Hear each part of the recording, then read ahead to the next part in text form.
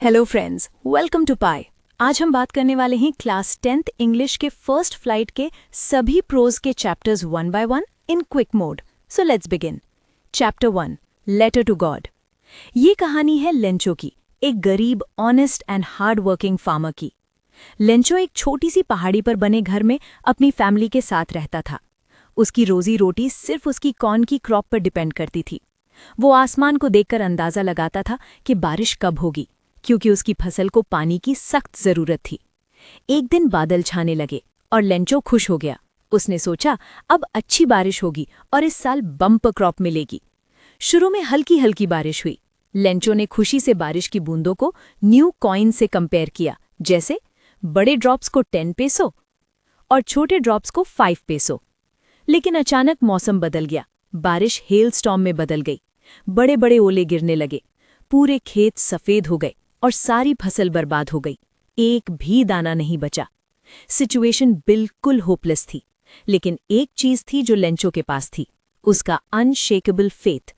उसे पूरा यकीन था कि भगवान उसकी मदद जरूर करेंगे। लेंचो ने गॉड को लेटर लिखा। उसने लिखा कि उसे 100 पेसोस चाहिए ताकि वो फैमिली को खिला सके और नेक्स्ट क्रॉप्स के लिए सीड ले सके। वो बिल्कुल कॉन्फिडेंट था कि गॉड उसकी हेल्प करेंगे। उसने एनवेलप पर एड्रेस लिखा। पोस्ट ऑफिस का पोस्टमास्टर जब लेटर पढ़ रहा था तो पहले वो हंसा, फिर वो सीरियस हो गया। उसने सोचा, इतना स्ट्रॉन्ग फेथ मैंने कभी नहीं देखा। वो नहीं चाहता था कि लेंचो का फेथ टूट जाए, इसलिए उसने अपने एम्प्लॉयज से पैसे कलेक्ट किए, खुद भी कंट्रीब्यूट किया। टोटल सिर्फ 70 पेसोस ही जमा हो पाए। उन्होंने वो पैसा एनवेलप में डालकर लेंचो को भेज दिया, एज इफ गॉड ने भेजा हो। जब लेंचो ने पैसे गिने तो उसे सिर्फ 70 पेसोस मिले। वो गुस्सा हो गया। उसने सोचा, भगवान गलती नहीं कर सकते, तो जरूर पोस्ट ऑफिस के लोगों ने पैसे चुरा लिए होंगे। उसने उन्हें अ बंच ऑफ क्रुक्स कहा। फिर उसने गॉड को दूसरा लेटर लिखा और रिक्वेस्ट की कि बाकी के 30 पेसोस डायरेक्टली भेजना, पोस्ट ऑफिस के थ्रू नहीं। यही स्टोरी की सबसे बड़ी आयरनी है। जिन लोगों ने उसकी मदद की वही उसकी नज़र में चोर बन गए। लेंचो का फेथ एडमिरेबल था, लेकिन उसकी नैरो थिंकिंग ने आयरनी क्रिएट कर दी। Chapter 2, long walk to freedom. ये कहानी है स्ट्रगल की, सैक्रिफाइस की और एक ऐसे लीडर की जिन्होंने दुनिया को सिखाया, रिवेंज नहीं, फॉरगिवनेस चूज करो। साउथ अफ्रीका में एक सिस्टम था जिसे कहते थे अपार्थाइड। इस सिस्टम में ब्लैक लोगों के साथ रेशियल डिस्क्रिमिनेशन होता था। उन्हें वोट देने का राइट नहीं था। उनके लिए अलग स्कूल्स, हॉस्पिटल्स, बसेस थे। व्हाइट लोगों को ज्यादा पावर और राइट्स मिलते थे। नेल्सन मंडेला ने इसी इनजस्टिस के खिलाफ अपनी पूरी जिंदगी डेडिकेट कर दी और फाइनली 10 मई 1994 को नेल्सन मंडेला साउथ अफ्रीका के फर्स्ट ब्लैक प्रेसिडेंट बने। ये सिर्फ एक इंसान की जीत नहीं थी, ये पूरे देश की जीत थी, डेमोक्रेसी की जीत थी, इक्वालिटी की जीत थी। मंडेला ने अपनी स्पीच में प्रॉमिस किया, अब इस देश में कभी भी किसी के साथ उनके कलर की वजह से अन्याय नहीं होगा। मंडेला कहते हैं, करेज का मतलब फियर का ना होना नहीं है, करेज का मतलब है फियर पर कंट्रोल पाना। मंडेला समझते थे कि फ्रीडम सिर्फ अपने लिए नहीं होती। उन्होंने कहा, जब तक सब लोग फ्री नहीं होंगे तब तक कोई भी ट्रूली फ्री नहीं है। उन्होंने रिवेंज नहीं लिया, उन्होंने फॉरगिवनेस चूज किया, उन्होंने यूनिटी चूज की। यही एक ट्रू लीडर की पहचान है। मंडेला का सपना था equal rights for all, democracy, peace, justice, no racial discrimination. उनका विजन था एक ऐसा साउथ अफ्रीका जहां सब लोग हार्मनी में साथ रहें। Next is chapter 3, part 1, his first flight. ये कहानी है एक यंग सीगल की जो अपनी लाइफ की सबसे पहली फ्लाइट लेने से डर रहा था। उसके भाई बहन ने फ्लाइंग सीख ली थी, सिर्फ वही था जो डर की वजह से जंप नहीं कर रहा था। उसे लगता था कि अगर वो क्लिफ से कूदेगा तो गिर जाएगा और मर जाएगा। उसके पेरेंट्स उसे इनकरेज करते रहे, लेकिन जब वो नहीं उड़ा तो उन्होंने उसे अकेला छोड़ दिया। पूरी रात और अगले दिन तक सीगल को खाना नहीं मिला। वो भूख से परेशान हो गया। तब उसकी माँ एक ट्रिक यूज करती है। वो फिश लेकर उसके पास आती है, लेकिन उसे देती नहीं। फिश को पकड़ने के लिए सीगल सडनली जंप करता है और वही उसकी लाइफ का टर्निंग पॉइंट होता है। जैसे ही वो जंप करता है, उसके विंग्स ऑटोमेटिकली स्प्रेड हो जाते हैं। पहले वो थोड़ा नीचे गिरता है, फिर हवा उसके विंग्स को सपोर्ट करती है और सडनली वो उड़ रहा होता है। उसका डर खत्म हो जाता है। वो खुशी से चिल्लाता है। फाइनली वो समुद्र के ऊपर स्मूथली फ्लाई करता है और पानी को टच करता है।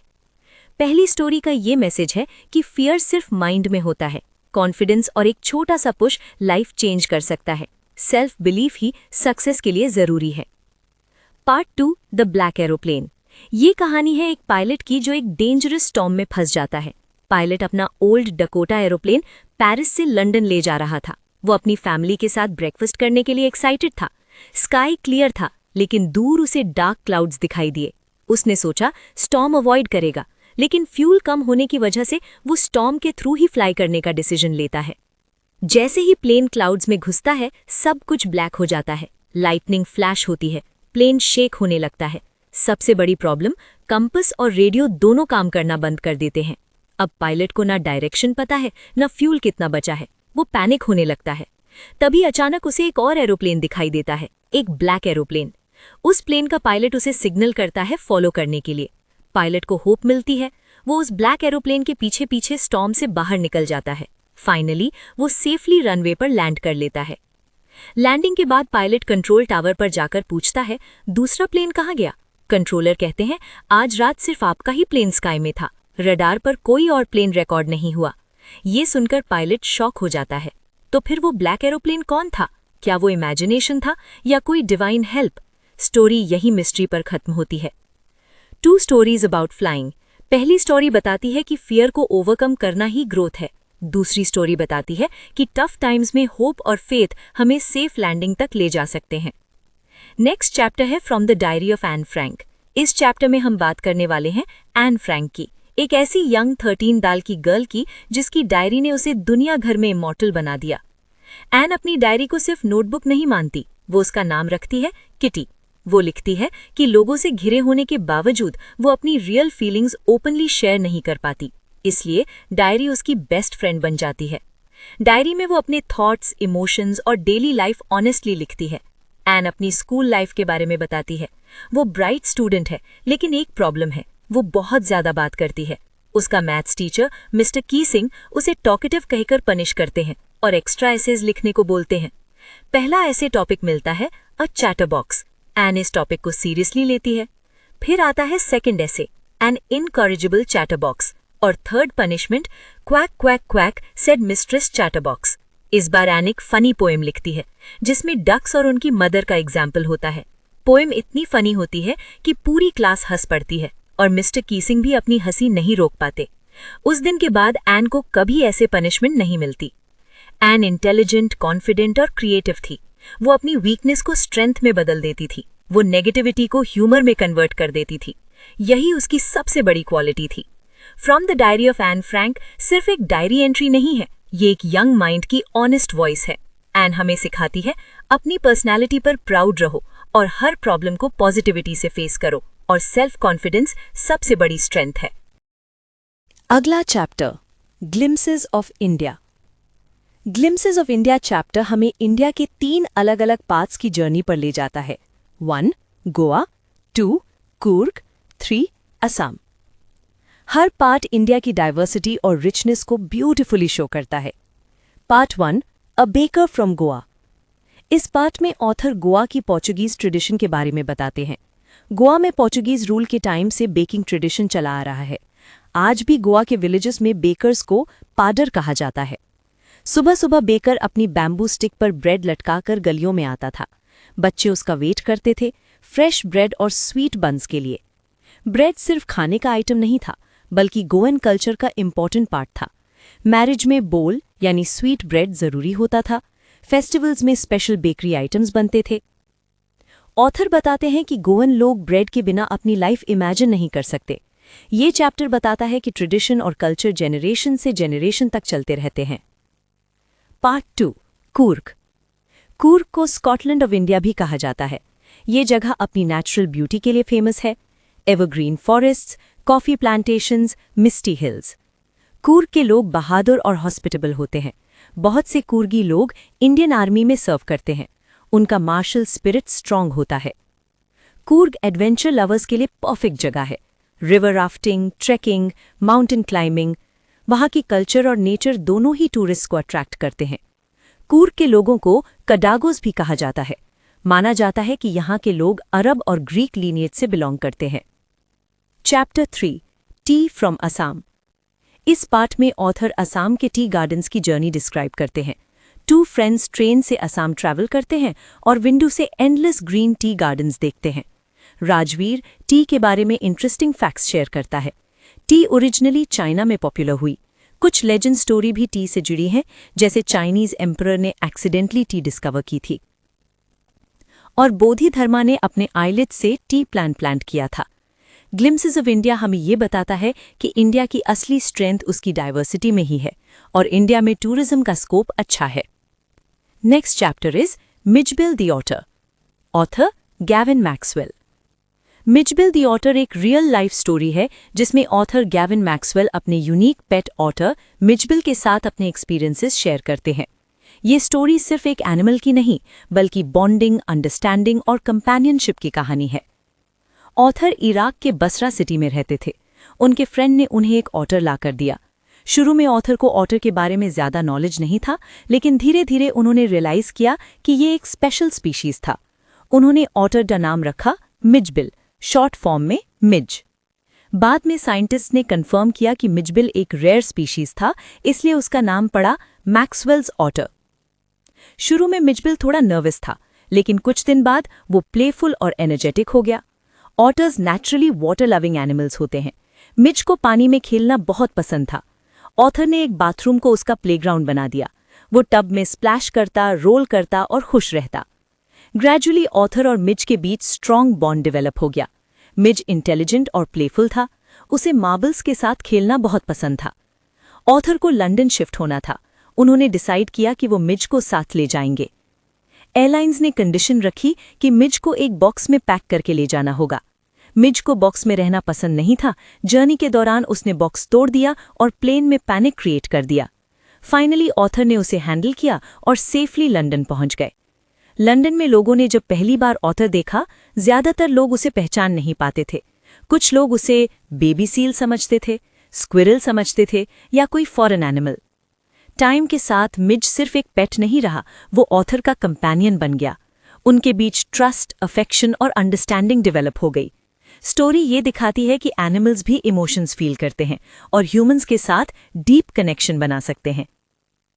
Next chapter is chapter madam rides the bus. Author Valli Kannan. Madam rides the bus एक 8 साल की लड़की वल्ली की कहानी है, जिसका सबसे बड़ा सपना था एक बार अकेले बस में बैठकर टाउन तक जाना। वो अपने घर के डोरवे पर खड़ी रहकर रोड पर आने जाने वाली बस को देखती रहती थी। वल्ली पैसेंजर्स को ऑब्जर्व करती और धीरे धीरे उसने रूट, डिस्टेंस और फेयर सब याद कर लिया। यही क्यूरियोसिटी उसके सपने की शुरुआत थी। वल्ली ने छोटे छोटे पैसे बचाने शुरू किए। ये दिखाता है कि वो अपने गोल के लिए सीरियस थी। एक दिन जब उसकी मदर आफ्टरनून नैप ले रही थी, वल्ली क्वाइटली बस स्टॉप पर चली गई। बस आई और कंडक्टर ने उसे देखकर मजाक में मैडम कहा। बस के अंदर वल्ली बहुत एक्साइटेड थी। वो विंडो सीट पर बैठकर आउटसाइड व्यू एंजॉय कर रही थी। ग्रीन फील्ड्स, ट्रीज, कनाल्स सब उसे मैजिकल लग रहे थे। कंडक्टर फ्रेंडली था, लेकिन वल्ली इंडिपेंडेंट फील करना चाहती थी, इसलिए वो बिहेव करती है जैसे वो मैच्योर हो। रिटर्न जर्नी के टाइम एक सैड मोमेंट आता है। वल्ली ने रोड पर एक काऊ देखी जो पहले बस के सामने भाग रही थी, लेकिन अब वो डेड पड़ी थी एक्सीडेंट की वजह से। ये सीन वल्ली को शॉक कर देता है। उसकी खुशी थोड़ी सीरियस फीलिंग में चेंज हो जाती है। उसे रियलाइज होता है कि लाइफ में हैप्पीनेस और सैडनेस दोनों होते हैं। ये मोमेंट उसके लिए मैच्योरिटी लेके आती है और वल्ली सेफली घर वापस आ जाती है। वो प्राउड फील करती है कि उसने अपना सपना पूरा किया। ये एक यंग गर्ल की ग्रोइंग अप मोमेंट की कहानी है। वल्ली का सपना छोटा था, लेकिन उस जर्नी ने उसे लाइफ का एक इम्पॉर्टेंट लेसन सिखा दिया कि लाइफ में एक्साइटमेंट के साथ रियलिटी भी होती है। अगला चैप्टर है the sermon at Banaras. The sermon at Banaras एक इमोशनल और स्पिरिचुअल चैप्टर है जो गौतम बुद्धा की टीचिंग्स पर बेस्ड है। ये चैप्टर हमें लाइफ का सबसे बड़ा ट्रूथ समझाता है दैट डेथ इज इनएविटेबल। इस स्टोरी में एक वुमन होती है किसा गौतमी। उसका एक ही बेटा था जो मर जाता है। किसा गौतमी शॉक में थी। वो बिलीव ही नहीं कर पा रही थी कि उसका बेटा मर चुका है। वो अपने डेड चाइल्ड को लेकर घर घर जाकर रिक्वेस्ट करती है, प्लीज मेरे बच्चे को जिंदा कर दो। लोग उसे समझाते हैं, लेकिन वो किसी की बात नहीं सुनती। किसा गौतमी बुद्धा के पास जाती है और उनसे अपने चाइल्ड को रिवाइव करने की रिक्वेस्ट करती है। बुद्धा उसे डायरेक्टली मना नहीं करते, वो उसे एक टास्क देते हैं। वो कहते हैं, मैं तुम्हारे बच्चे को जिंदा कर सकता हूं, लेकिन तुम मुझे मस्टर्ड सीड्स लेकर आओ उस घर से जहां कभी किसी की डेथ ना हुई हो। किसा गौतमी होपफुल होकर मस्टर्ड सीड्स कलेक्ट करने निकल पड़ती है। वो हर घर पर जाकर मस्टर्ड सीड्स मांगती है। धीरे धीरे किसा गौतमी को समझ आता है कि डेथ एक यूनिवर्सल ट्रूथ है। ये सिर्फ उसके साथ नहीं हुआ, हर इंसान लाइफ में लॉस फेस करता है। बुद्धा के पास वापस जाती है। बुद्धा उसे समझाते हैं, लाइफ शॉर्ट है और डेथ नेचुरल है। वाइज लोग एक्सेसिव ग्रीफ में नहीं डूबते। उनकी टीचिंग से किसा गौतमी को इनर पीस मिलता है।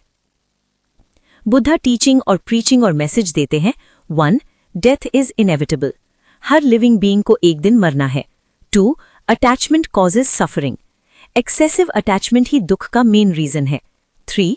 एक्सेप्टेंस ब्रिंग्स पीस, रियलिटी को एक्सेप्ट करने से ही शांति मिलती है। ये लाइफ और डेथ नेचर के साइकिल का पार्ट है।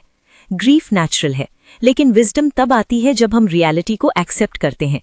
बुद्धा की टीचिंग सिंपल है, अंडरस्टैंडिंग और एक्सेप्टेंस ही ट्रू इनलाइटनमेंट है।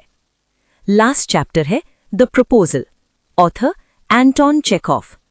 द प्रपोजल एक ह्यूमरस वन एक्ट प्ले है जो ह्यूमन नेचर, ईगो और अननेसेसरी कॉन्फ्लिक्ट्स को फनी तरीके से दिखाता है।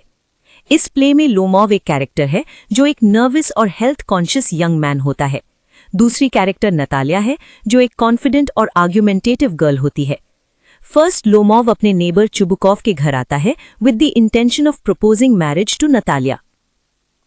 Home the proposal begins.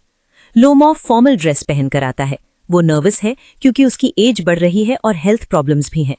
चुबुकॉव खुश हो जाता है जब उसे पता चलता है कि लोमोव प्रपोजल के लिए आया है। जैसे ही लोमोव नतालिया से बात करना शुरू करता है, वो इनडायरेक्टली प्रपोजल की बात करता है, लेकिन सडनली डिस्कशन लैंड पर शिफ्ट हो जाता है, ऑक्सन मेडोज नाम की प्रॉपर्टी पर। दोनों आर्ग्यूमेंट करते करते गुस्से में आ जाते हैं। चुबुकॉव भी बीच में आकर आर्ग्यू करने लगता है। प्रपोजल भूलकर तीनों लैंड डिस्प्यूट में बिजी हो जाते हैं। चुबुकॉव नतालिया को बताता है कि लोमोव प्रपोजल देने आया था। नतालिया सडनली अपसेट हो जाती है और लोमोव को वापस बुलाने के लिए कहती है। अब वो शादी के लिए रेडी हो जाती है, लेकिन जैसे ही लोमोव वापस आता है, डिस्कशन डॉग्स पर शिफ्ट हो जाता है। लोमोव कहता है उसका डॉग गेस्ट सुपीरियर है, नतालिया कहती है उनका डॉग स्क्वीजर बेटर है। फिर से आर्ग्यूमेंट स्टार्ट हो जाता है। लोमोव इतना स्ट्रेस ले लेता है कि ऑलमोस्ट फेंट हो जाता है। चुबुकॉव सिचुएशन को हैंडल करता है। वो दोनों को शादी के लिए फोर्स करता है। फाइनली नतालिया और लोमोव का एंगेजमेंट हो जाता है, लेकिन इवन एंगेजमेंट के बाद भी वो डॉग्स पर आर्ग्यू करते रहते हैं। प्ले यही फनी नोट पर एंड होता है। इस प्ले में हमें ये देखने को मिलता है कि ईगो एंड प्राइड छोटी बातें अननेसेसरी कॉन्फ्लिक्ट्स क्रिएट करती हैं, और मैरिज को प्रैक्टिकल अरेंजमेंट दिखाया गया है, ना कि रोमांटिक अरेंजमेंट। लोग अपनी बात को प्रूव करने में इतने बिजी होते हैं कि मेन पर्पस भूल जाते हैं। Thanks for watching.